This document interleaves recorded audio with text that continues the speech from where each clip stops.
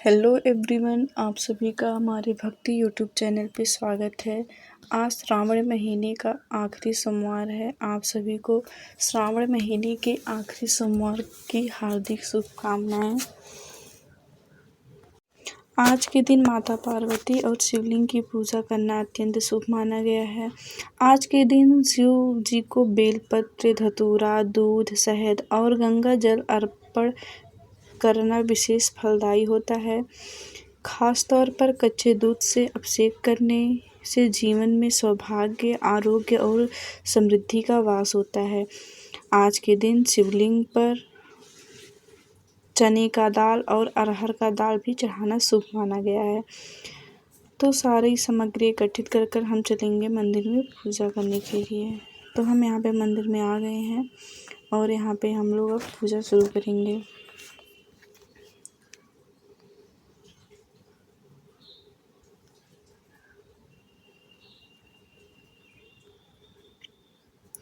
सावन के आखिरी के सोमवार के दिन सबसे पहले हम शिवलिंग पर चने का दाल अर्पित करेंगे। चने का दाल शिवलिंग पर चढ़ाने से सुख, समृद्धि और सौभाग्य की प्राप्ति होती है और दुखों से राहत मिलती है। चने का दाल विशेष रूप से सावन के महीने में सोमवार के दिन शिवलिंग पर चढ़ाया जाता है। फिर हम शिवलिंग पर जल अर्पित करेंगे।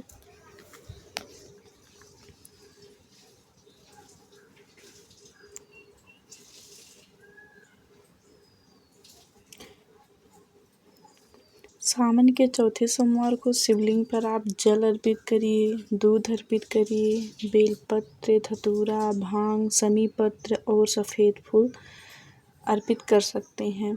इसके अलावा आप शिवलिंग पर इत्र भी अर्पित कर सकते हैं।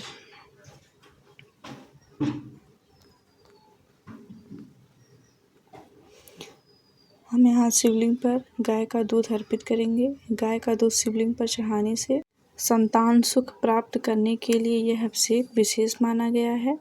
संतान प्राप्ति में बाधा आ रही है तो शिवलिंग पर गाय का दूध अवश्य चढ़ाएं।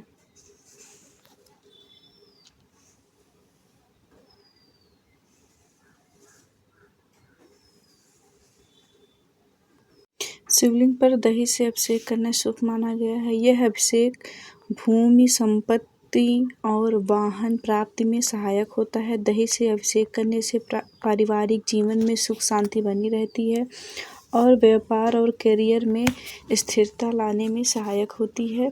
यह अभिषेक करना अत्यंत शुभ माना गया है। अगर आप दही से अभिषेक शिवलिंग पर करते हैं तो गुरुवार के दिन विशेष दिन माना गया है।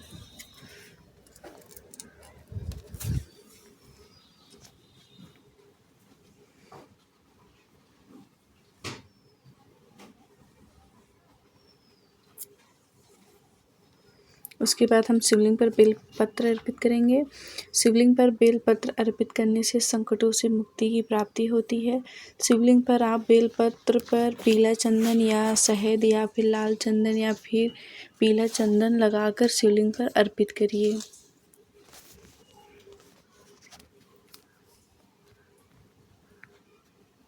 उसके बाद हम शिवलिंग पर ऋतु मौसमी फल के अनुसार शिवलिंग पर भोग लगाएंगे। हमने यहाँ पर फल अमरूद चढ़ाया है। उसके बाद हम शिवलिंग पर 108 चावल चढ़ाएंगे, चावल के दाने। उसके बाद काला तिल चढ़ाएंगे। चावल चढ़ाने से धन की प्राप्ति होती है। काला तिल चढ़ाने से विजय और पितरों की कृपा बनी रहती है। अगर आपके घर में पितृदोष है तो आप शिवलिंग पर काला तिल अवश्य चढ़ाइए, जिससे आपके ऊपर पितरों की कृपा बनी रहेगी। फिर शिवलिंग पर इत्र चढ़ाना अत्यंत महत्वपूर्ण है। इत्र चढ़ाने से रोगों से मुक्ति और धर्म में लाभ मिलता है, तो शिवलिंग पर इत्र अवश्य चढ़ाइए। इत्र चढ़ाने के बाद हम शिवलिंग पर शहद चढ़ाएंगे। शिवलिंग पर शहद अर्पित करने से सुंदरता और आकर्षण में वृद्धि होती है।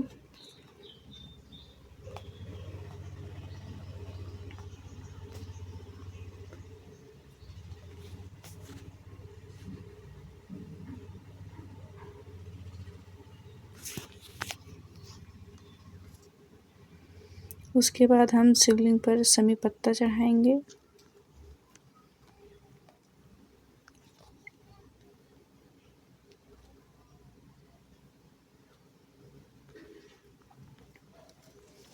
सावन के चौथे सोमवार को भगवान शिव की पूजा के लिए बहुत महत्वपूर्ण माना जाता है।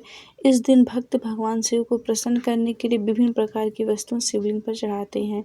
जैसा कि आपने देखा, हमने शिवलिंग पर सब कुछ अर्पित कर दिए हैं।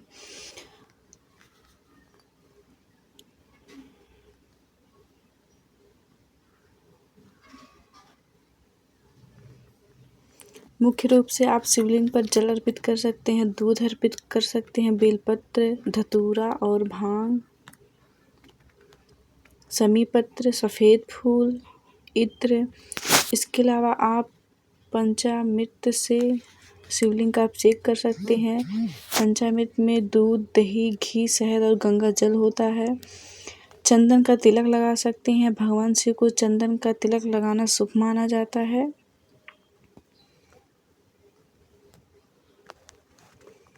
धतूरा और भांग चढ़ाने से भगवान शंकर जी प्रसन्न होते हैं और आपकी मनोकामना पूरी करते हैं। हम यहाँ पर शिवलिंग पर त्रिपुंड का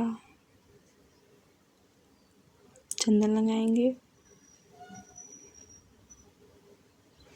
भगवान शिवलिंग को चंदन लगाना अत्यंत शुभ माना गया है।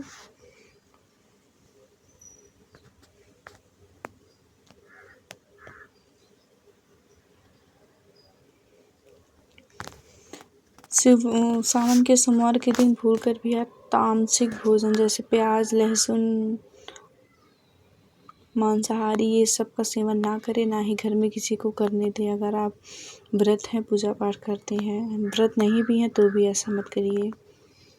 अगर आप पूजा नहीं कर सकते तो इस दिन पाप भी मत करिए।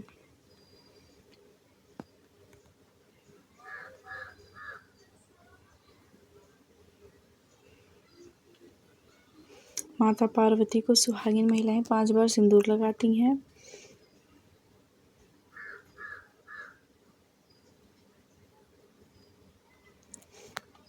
सावन के आखिरी सोमवार का सबसे ज़्यादा महत्व है आज के दिन अरहर का दाल चढ़ाना और चने का दाल चढ़ाना शिवलिंग पर। उसके बाद 1 लोटा जल, 5 बेलपत्र और गंगा जल डालकर शिवलिंग पर अर्पित करना बहुत महत्वपूर्ण माना गया है सावन के आखिरी सोमवार को, जो कि हमने शॉर्ट वीडियो में अपलोड किया है। आप लोग वहाँ पे जाके देख सकते हैं। उसके बाद शिव मंदिर में हम दीपक जलाएंगे, धूप बत्ती जलाएंगे। दीपक धूप बत्ती जलाना अत्यंत शुभ माना गया है। उसके बाद शिव चालीसा का पाठ करेंगे, आरती करेंगे। शिव चालीसा का पाठ करने से भगवान शंकर जी प्रसन्न होते हैं। फिर हमने यहाँ पे घी का दीपक जलाया, फिर आरती की।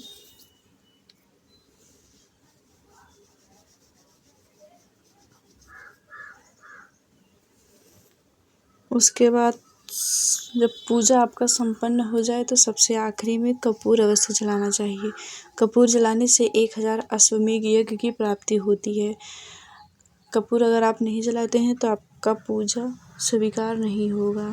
जब भी आप पूजा करिए, आखिरी में पूजा करने के बाद कपूर अवश्य जलाइए।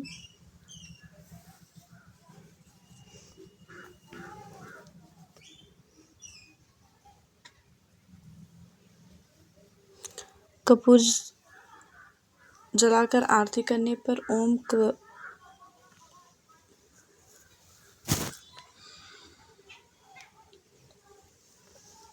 पूजा करने के बाद आप शिव मंदिर में 3 बार ताली अवश्य बजाइए। 3 बार ताली बजाने का प्रमाण दिया गया है।